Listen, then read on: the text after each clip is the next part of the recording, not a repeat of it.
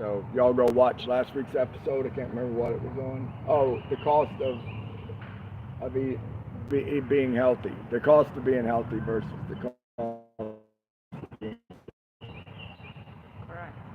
Amen. I was posting it. So that's going to be. Well, it will be removed in days. No, not on YouTube. Oh. Yeah. So I you can had come no to idea. YouTube. I thought it was the best show we've ever done.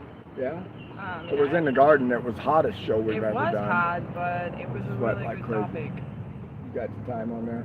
We go live at 11:11 from Fru's Facebook page. This is my wife Fru. If you haven't met my wife yet, she's the better half of me.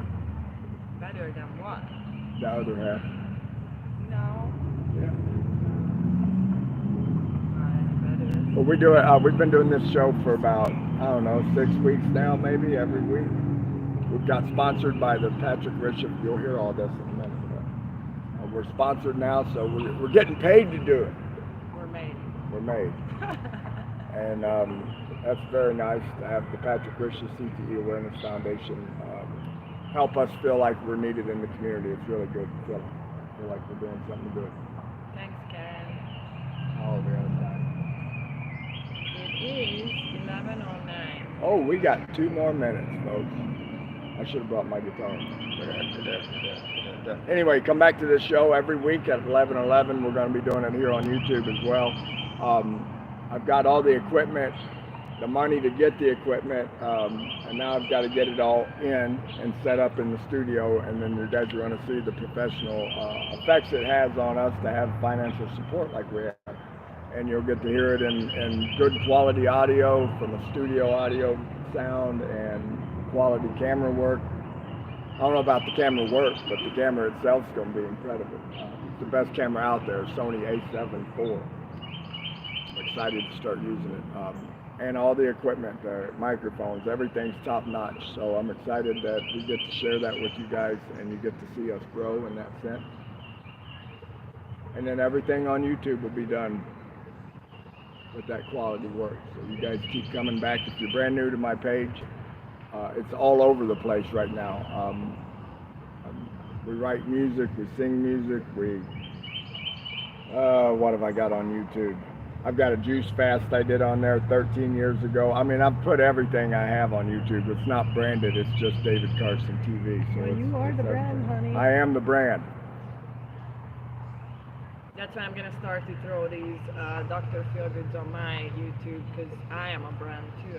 You are? I'm a slightly different brand than you are. Oh, you're my kind of brand. Would you please hit the go live button? Here we go, folks. Thank you. All 13 of you on YouTube, welcome. Thanks for being here. Good morning, PhilGood. Good morning. Thank you so much for joining in. She's the one that called back to feel good. She's the one that makes you feel all right. Today's episode is going to be about, is it really self-care or just avoidance? Oh. We would like to say thanks to the Patrick Bishop CTE Awareness Foundation who's sponsoring our show today. And we would like to invite all of you to check them out on their website. StopCTE.org. That's right, that is. CTE is a repetitive head impact. It's a disease from repetitive head impacts. The NFL players are making it pretty much known for everybody because they're big names. But it's affecting our veterans, athletes, anyone who's had multiple head traumas. Our marriage, yeah.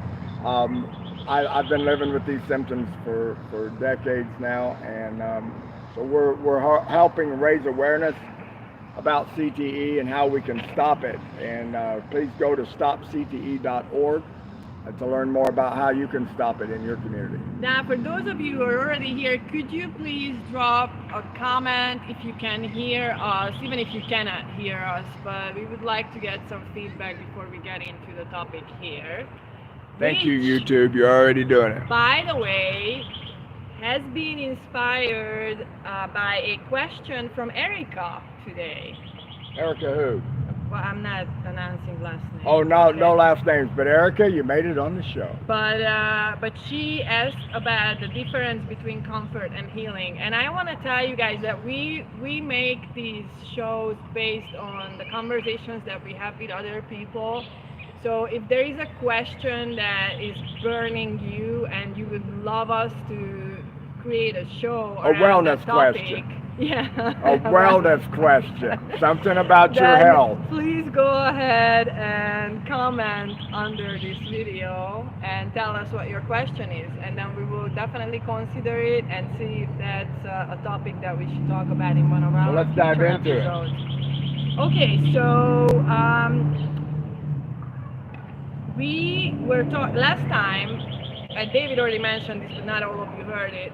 Last time we were talking about the cost of being healthy versus the cost of being sick.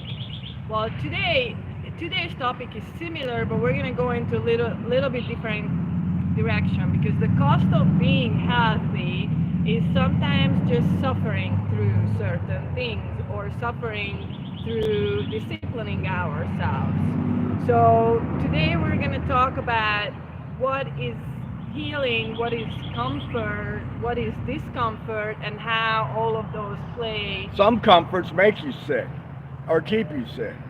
So that's something. Yeah, so like we as humans, it's not so much our conditioning, I think, than as our human flesh, but we as humans, we naturally try to avoid discomfort. Can we all agree on that? Give me a pill. I feel better. So exactly. Give me some drinks. I'll feel better. One of the problems with the therapies we talk about, such as this protocol that is based on this book. Yeah, if you could show it to the cameras, that would be great. Gut and psychology syndrome. It's backwards, so they can't really read it. Yeah, I'm gonna start right with that. Okay, you guys, I did this about 12 years ago, and one of the things that happened to me when I was in the detox phase of this protocol was that I developed migraines. I never ever had migraines before. Now I know nobody besides of myself who's done this and wanted to do it again or followed through with it. You're so years. weird. And I am weird. But on that note, I can also understand why, because 99.99% of the people who I know, if I told them that, hey, you want to do this protocol, maybe you're gonna get migraines, and say no thanks. They would be like, yeah, no, thank you. I'm the only goofball. They would be like, why would you want to do that? That's why you married me, ain't it? Exactly. How'd you figure it Let's out? do it. Let's do it, Boo. Come on, let's do it. Well, but the benefit of me doing that protocol was that I was not sick for 6 years. So I guess today's show is a little bit about what would you sacrifice to be healthy, and what is acceptable as a sacrifice in order to gain something such as perfect wellness. So people often say, whoops, I got a little bit ahead of myself. So modern self-care often means sugar, alcohol, and shopping. They even put sugar in your medicine so that you'll take it. Right, or Netflix, just go home and binge watch Netflix for 2 weeks, and that people call that rest. Well, you get a surgery, they give you a bunch of pain pills to get you out of discomfort so you can lay around and binge watch in freedom. Yeah, and then the other thing about it, especially the shopping part, the society tells you that, oh, you deserve it. You deserve your banana bread and your bottle of beer when you got home from hard work, Oh yeah, that's the reward. Work. The reward is something bad for you. It's kind of like this wedding we went to. I'm so glad that I have can I step in for a minute and say something about this wedding? Yeah. Okay, we went to a really cool wedding, beautiful wedding. My friend John's kids got married, Eli and Ellie, and it was gorgeous. Loved it. It was a good time, and they're Pentecostal folks, really good folks. No drinking, no drugs, none of that stuff. No dancing. They asked us if we'd get up and dance, but we didn't want to hurt anyone's feelings. So we just chaired that. But anyway, what I was thinking, it's like if once a year, Fru and I went to a party, and I drank a few beers and got a little loose and danced around, had some fun, it would be acceptable in those circles, I would say. But if I was an alcoholic and I could lose my marriage over something like that. Like, you don't drink at all, son. You make embarrass everybody. Once you drink, you embarrass folks when you're an alcoholic. So last night the cake came out, and I'm like, dude, it's just once a year. Once a year, can I just do the I don't cake? know how he calculated once a year. Well, I've not even gone to a wedding, so I was putting this out there, kind of like this show is, about rewarding ourselves with something bad. I talked myself out of it. She would have let me do it. She said, you can have this much. And I'm in the back of my mind going, I'll just make her proud, but why don't I do something good for myself? Because you know what? I slip up oftentimes. And I think, wow, I got to work late. It'd be good to have some sugar and have some energy. But then I wake up the next morning and I feel like I'm hungover and I don't remember why. And then if my wife knows I had sugar, she's going to let me know. So a lot of times she doesn't know if I have it. I just walk around going, leave me alone. No, I'm not wake up in a bad mood, do I? No, that's not typical. I think it made up lost. Anyway, let's get back on subject. So, that was something I wanted to point out is once a year or you want to celebrate and reward yourself with something good. Tastes good, but it's bad for you. We should start rewarding ourselves with something good. So this is kind of like the topic we had last week. You're gonna have discomfort. Either after you ate that cake or you drank your alcohol, or you're gonna have the discomfort when you decide not to do it. So it's up to you which one you want to deal with. But we are the kind of people who like to deal with the discomfort of the self-discipline because we hurt ourselves too much with the consequences of our choices, and once you've done that, it's so much easier to have self-discipline. Definitely spent the majority of my life hurting myself. But what I want to focus a little bit about though is that being comfortable and self-care and then healing, they're not the same thing. So I just want to kind of untangle how that works out. Okay, so in order for you to heal, especially if you consider lifestyle medicine and you're making choices for the rest of your life, you are going to experience things that are gonna throw you back. Like you're gonna eat a beautiful plate of salad and then, sorry for the too much information, but go home and have diarrhea. And then, you're gonna think that, oh, it's because I had that salad, or oh, it's because I had kombucha. But in reality, the diarrhea that followed was because toxins are leaving your body. It's a natural way for your body to rid itself from toxins. Yeah, we look at the after effects of doing something good, which is eating something healthy and giving us a bad digestion situation. And look at it as a symptom of a sickness, yeah. And that's because that's the result of conditioning, because the traditional medicine of the Western society, of our Western society, teaches you that if you have a symptom that's bad, that means you're sick, and this couldn't be farther from the truth. So like if you start a protocol or you do any kind of detoxes, whether it's a parasite detox, whether it's a heavy metal detox, whether it's a protocol where you eliminate a bunch of different kinds of foods, you are going to experience detox symptoms that gonna make you feel sick. Is this where I can step in and talk about heroin? Absolutely. All right. Go ahead. So I was a heroin addict for a long time. And I would just like to inform everybody that there's no difference in that and the opiates that you get from the doctor. For real, I'm not making this thing up. It's opiates or opiates. Heroin is all that is, the stronger form of what the doctor gives you, and the coming off of it phase is exactly the same. If you've been addicted to pain pills before and you come off of it, you're getting the exact same withdrawals that a heroin addict gets when they come off of heroin. Right, and what does that mean? You should never stop doing heroin or opiates or whatever? Right, so here's what I wanted to point out about that. Whenever what would keep me from getting clean from opiates wasn't the fact that I wanted to do heroin or I wanted to get high. Those high moments were so far over by this time. I'd already spending more money than I could afford.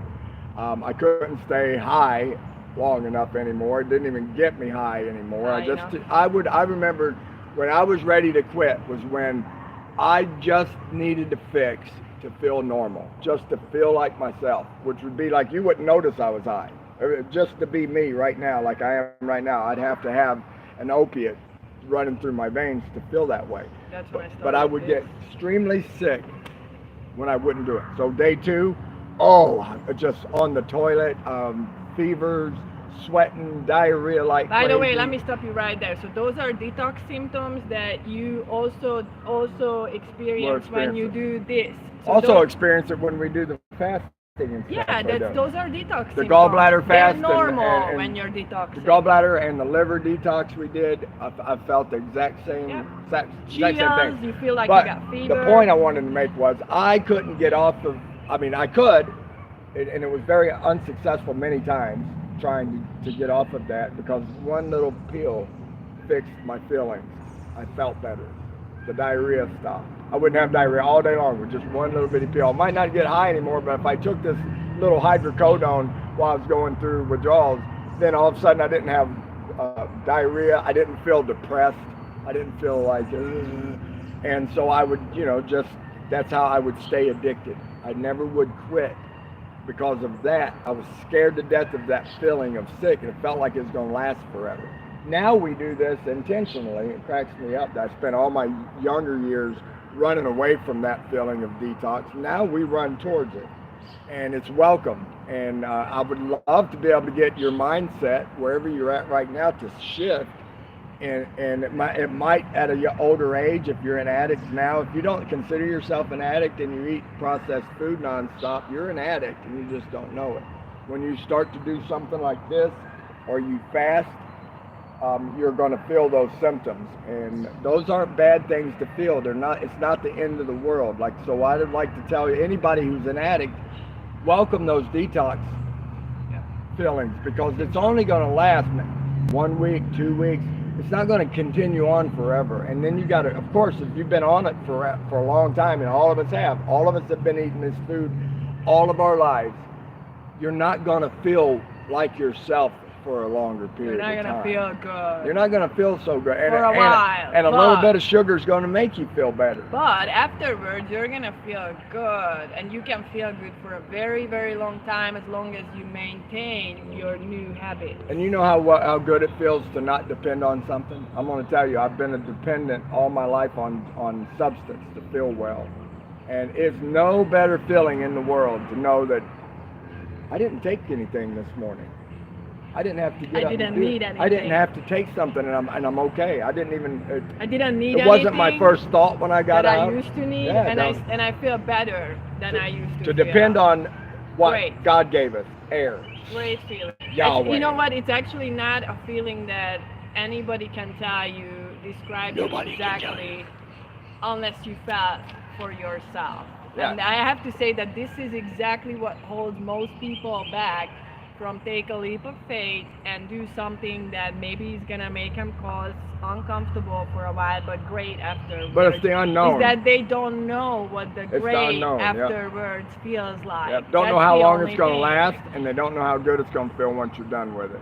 So the common avoidance tactics these guys as care are, for example, emotionally, I'm not ready to face that yet. I don't know if you've ever been there. I've been there a million times. What, not ready to quit? No, I'm not ready to face that. That's especially when it comes to spiritual, psychological, emotional things. When you know that you have to change your attitude, your approach, you know that you have to look at things differently, but you just have this block inside of you, and you're like, no, I'm not ready to do that. I'm not ready to do that. Like if there is anything or anybody who's gonna tell you when the right time is gonna be, that's very, very, very common.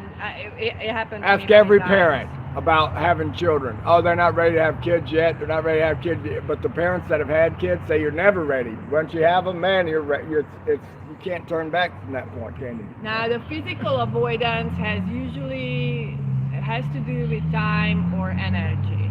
So, like, I don't have time to cook today. I don't have energy to move.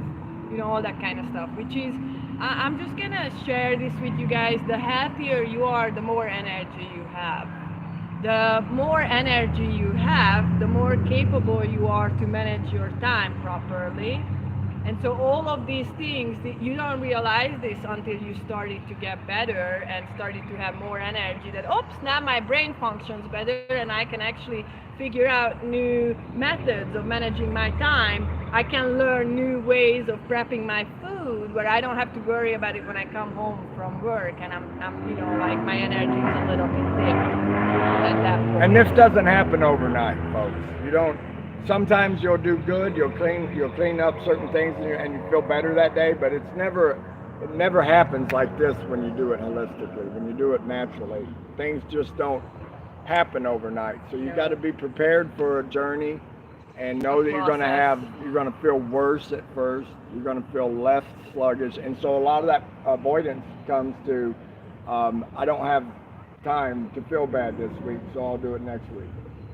I know one of the people that are following us that's subscribed even said something about how much she works. She just doesn't have the time to do this detox this week, but she wants to do it. Well, it is true, and I know that from my own experience because I detoxed many times. It's hard to work life, when you don't feel that good. You do have to plan it. So you do, like, for example, you don't want to start your detox the day before you go on a trip, obviously. You don't want to, like, if you only work from Thursday to Sunday, then you don't want to start your detox on Wednesday or Thursday. So it's obvious that you have to plan it, but also it's never gonna be perfect. You're always gonna have to sacrifice something, and it's usually your comfort. This takes me back to when I was training folks in bodybuilding.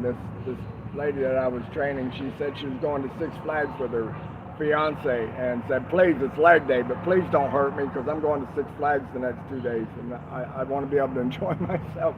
And I didn't. No, she never let me train her again after that. I think she was pretty bad at me when she came back from that trip. I said, we don't plan like that. We work out. Well, then there is the spiritual avoidance, and I think this is more common than what we understand. God's in control. God will fix it when He's ready, but then there is no action following those statements. So,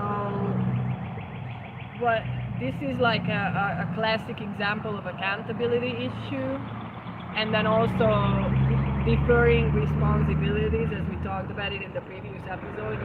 You can defer responsibilities to God all day long. Oh yeah, He's not convicted by heart on it yet. If you want to stay sick and sluggish and overweight and all the things that nobody wants to, you can keep deferring it to God. You can keep deferring it to the FDA. You can keep deferring it to your doctor, your nurse, your caregiver, your family, whoever you want it to. But at the end of the day, if you do not care about your health, let me tell you a secret, nobody else does. If you do not care about the state of your wellness, then you have no advocate for your wellness. Right. So true self-care is disruptive.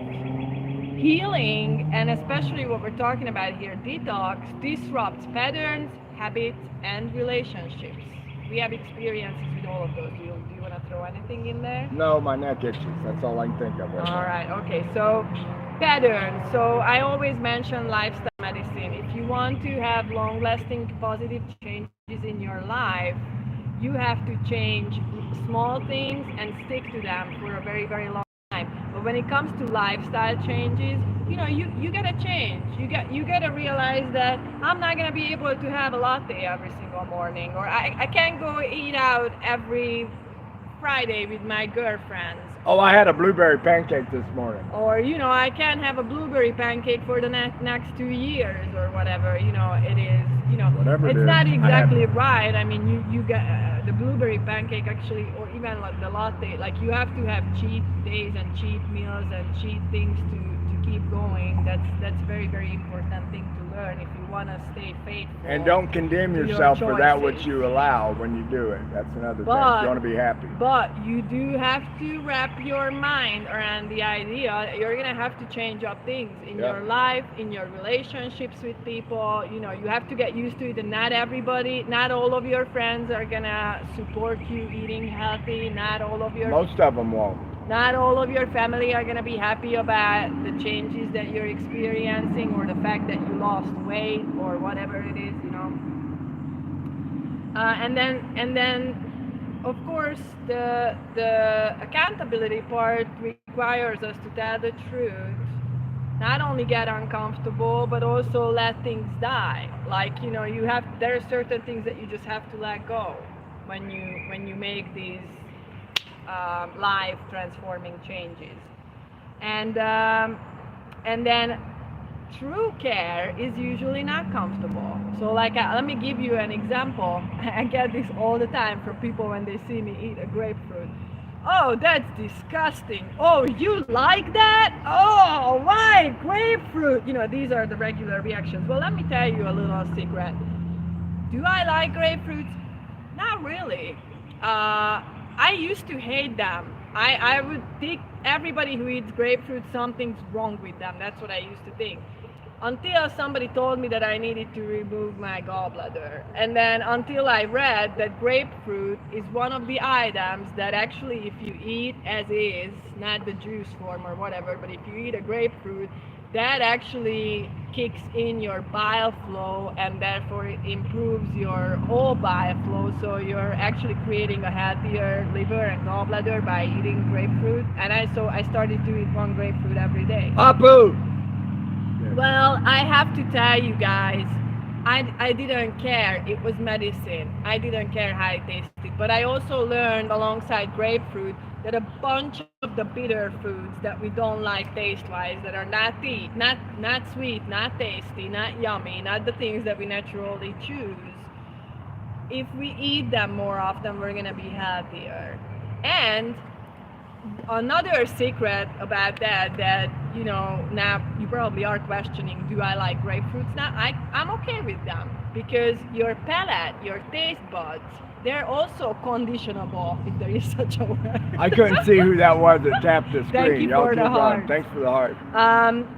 You can train your palate. You can train what you like. The only one thing that's not allowed, based on what we tell you guys, is complain about flavors. Complain about, oh, I don't like fermented vegetables. Oh, I couldn't eat sauerkraut. Oh no, that's It's kind of like Fu when she didn't like tattooed men when she met me, but look I at still don't. she still doesn't. Every date, what? I still don't like tattoos. Yes, you're very pretty. Oh, for other thanks. reasons. That's why I was good for other reasons. Yes, I'm glad okay. she doesn't like me for my tattoo. And so Scratch 'em. and so we already mentioned that people confuse comfort with being safe.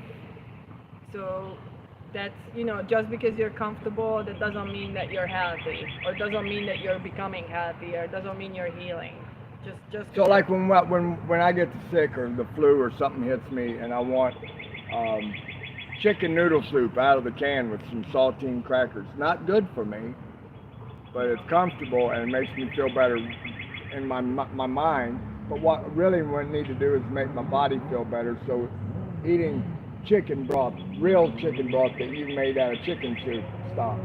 She makes this stuff that makes the whole chicken in it, lets it cook all day, and then y'all saw me do it while she was gone. I was not feeling well, and I drank a cup. She told me it's in the freezer. I went, fixed it, put kefir in it, right, and drank that stuff down. The next day, I felt better.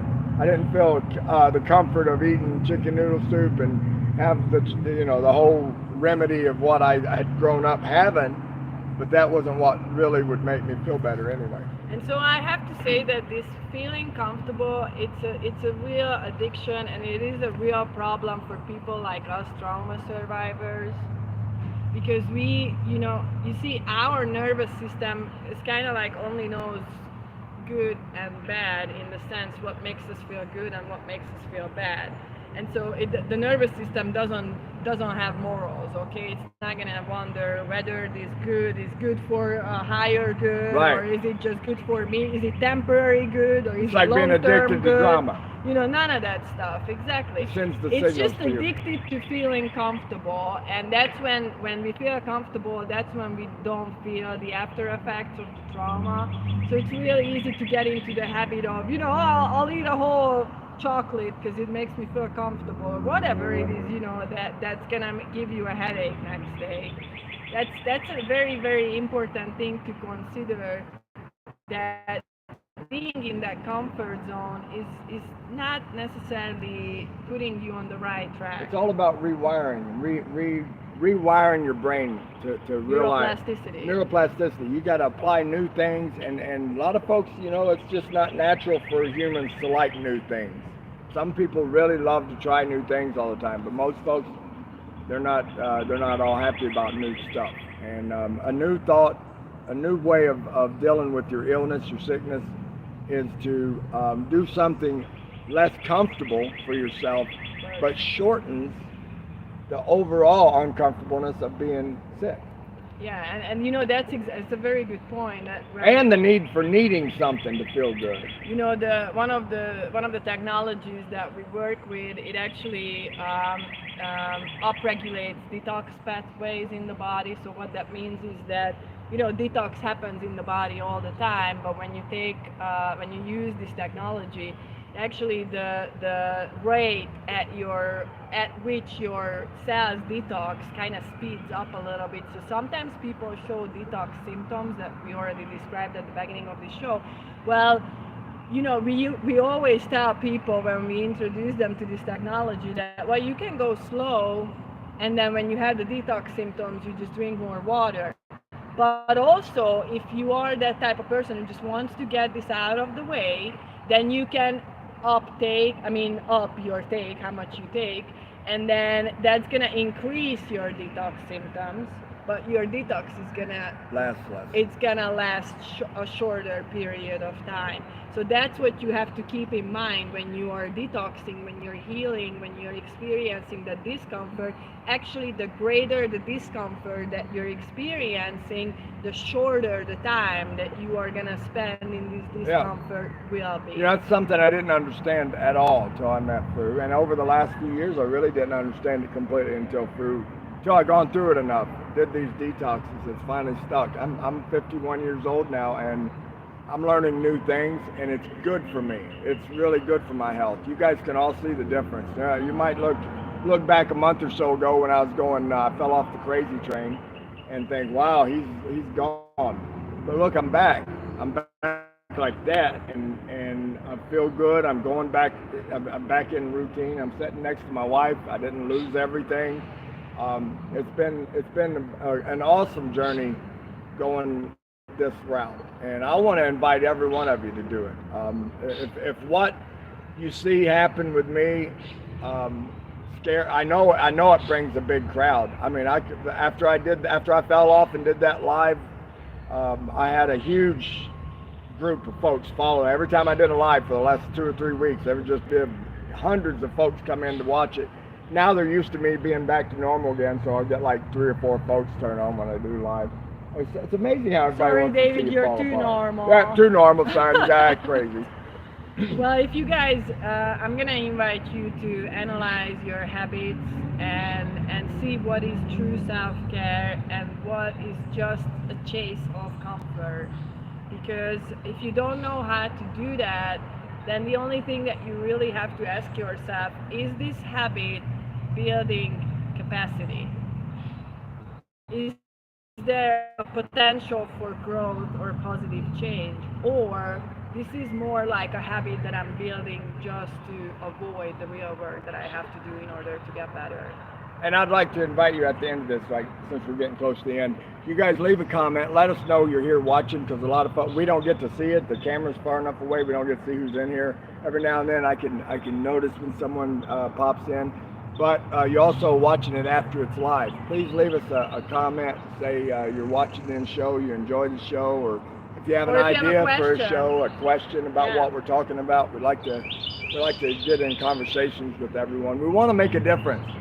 And it's not just the traumatic brain injury community that this makes a difference in. I'd like to point out that if this has such a positive effect on my life and my brains and the condition that it's in, imagine what it would do for your life and the condition your brain's already in. You're already so much more advanced than what my condition's in.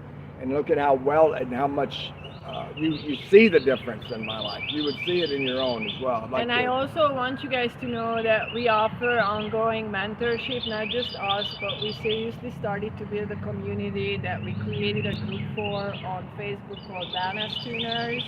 We would be honored to have you as part of our group. And so in that group, we actually all support each other with any kind of, just Thanks, sharing Stephanie. our experience or asking questions or helping each other with giving suggestions to unique situations, to unique to your situation. So come and join Wellness Tuners. And also, we're gonna be back here next week at 11:11 Central Time. And I just like to give a shout out to the Patrick Risha City Awareness Foundation again. Thank you, Karen Ziegel and Doug Ziegel, Yes, for go to your their ongoing website, support. stopcte.org. Go We there love and you find out how to both. help your community We stop love what you CTE. do, and we love what you do for the TBI community. It is a true blessing to be part of it. I'm alive due to the help they've given me. There's no doubt that the calls I've had from Karen has kept me from jumping off the edge many times. Matter of fact, this last time when I went into the hospital, this is touching for me to talk about. But my daughter called Monique called a wellness check so that they would come take me to the hospital. When they came in with the cops and the nurses and everybody, I was out of my mind, and You were on the phone. but I was on the phone with Karen Ziegel. She was there with me through that. So support these folks. Tell them thank you. They've made a difference in my life. And you're making a difference in my life by being here, watching the show, and letting what I go through help you. Everybody that comes up to me and has something positive to say about the things I'm going through and how I overcome them, and it helps me big time. So I appreciate all your support. I noticed something last night at the wedding. I really want to give a shout out to all my ALJC folks, because I'm not separate from them anymore. They hug me. They say they're proud of me, no matter what stain I could be on our name. They've accepted me and allowed me to be me and loved me all the way through all this trauma and the stuff I'm going through, and accepted Fru and I for who we are. I think they're beautiful people, and I'm proud of them. All you ALJC folks. Well, if you guys like this show, feel free to share it, and we're excited to hear your feedback. She's from Hungary. I'm from USA. Potsdam, Mississippi. Bye. Now. Thanks, YouTube. I don't know how to shut you guys off. Oh, here we go. I know it. It's funny.